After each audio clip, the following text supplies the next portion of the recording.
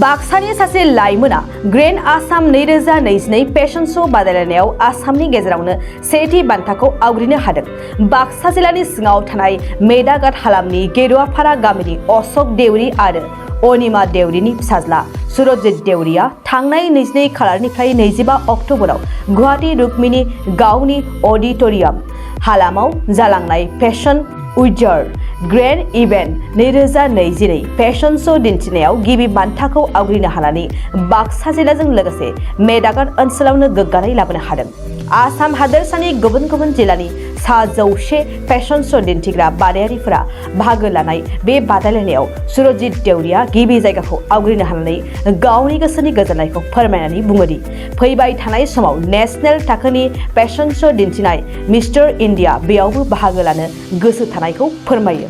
बे बान्थाखौ देरहानायनि सिगां मिस्टार बर्मा मिस्टार बाक्सा फेशन श' दिन्थिनायावबो देरहाखांनाय बाथ्राखौ फोरमायो। लोगोसेयैनो सावथुन आरो एलबामाव बाव खालामखांनायखौ फोरमायनानै फैबाय थानाय समाव फेशन श'फोराव बाहागो लालांबाय थानायजों लोगोसे सावथुनफोरावबो खामानि मावनो गोसो थानायखौ बुंथियो।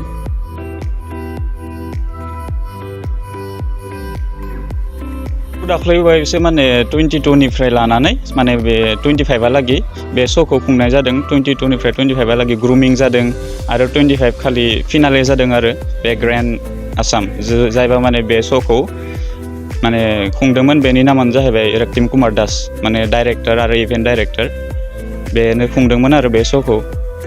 आरो बे श'आव माने गुबुन गुबुन डिस्ट्रिक्टनिफ्राय फैनाय जादों विनार्सफोरा आरो श'आ जोबोद टाफ जादोंमोन आरो बेनि गेजेराव बेयाव मिनिमाम 100 कन्टेस्टेन्ट जाहैदों टटेल माने गुबुन गुबुन जिल्लानिफ्राय लानानै फैजोबदों जेरै क'क्राझार धुबुरी तिनिसुकिया बा आसामाव जैता माने डिस्ट्रिक्ट दं बे डिस्ट्रिक्टनिफ्राय फैनाय जाजोबदों आरो कन्टेस्टेन्टफोरा।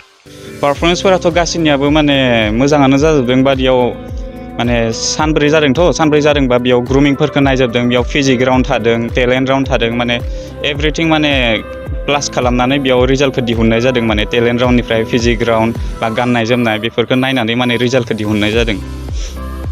नोङो बे फेशन श'नि सिगां बाक्सायाव बबेयावबाफोर गिबि बाहागो लादोंमोन नामा? बाक्सायाव गिबि आंनिया जाहैबाय बे मिस्टार बरमा बेयावबो आं विनार टाइटेलखौ एचिभ खालामनो हादों आरो बे सेकेन्डआव फैयो बे मिस्टार बाक्सा बे नलबारियाव जादोंमोन बेयावबो विनार टाइटेलखौ एचिभ खालामनो हादों आरो बे थार्ड टाइम मिस्टार आसाम बेयाव आं विनार स्टियारलिं टाइटेलखौ एचिभ खालामनो हादों आरो। फैबाय थानाय समाव नोंनि थांखिया मा? आंनि थांखियानो जाहैबाय बे माने ड्रिमा जाहैबाय आंनिया मिस्टार इन्डिया रुबाराव मिस्टार इन्डिया बेयाव आङो माने निजेनि डिस्ट्रिक्ट बाक्सा डिस्ट्रिक्टनिफ्राय जानानै आं बेयाव पार्टिसिपेट खालामनो नागिरो माने जोंनि बाक्सा डिस्ट्रिक्टखौ रिप्रेजेन्ट खालामनो थाखाय। एक्टिं लाइनावबो बे लांफागासिनो इमप्रुभमेन्टखौ लांफागासिनो एक्टिंखौबो माने लोगोसे दिनै मोनथामसो जाहैबाय एक्टिं खालामनाया मिउजिक भिडिअफोराव। मा फोरमायनानै होनांगोन?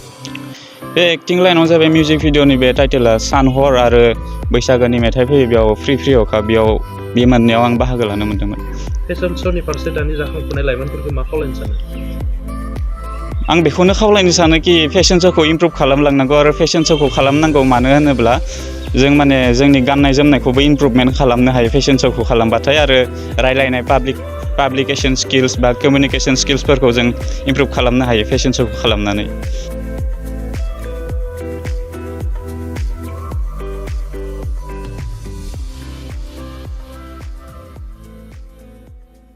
फै बयबो फै जमदुवा दख'रानि थाखाय मोनसे फोसावथाय गसाइगाव महकुमानि सिङाव थानाय जमदुवा दख'रा एबसुआ सानथामनि हाबाफारिजों गाजा गोमजायै 5थि खेब बोसोरसालिया जथुम्मा खुंफुंगोन।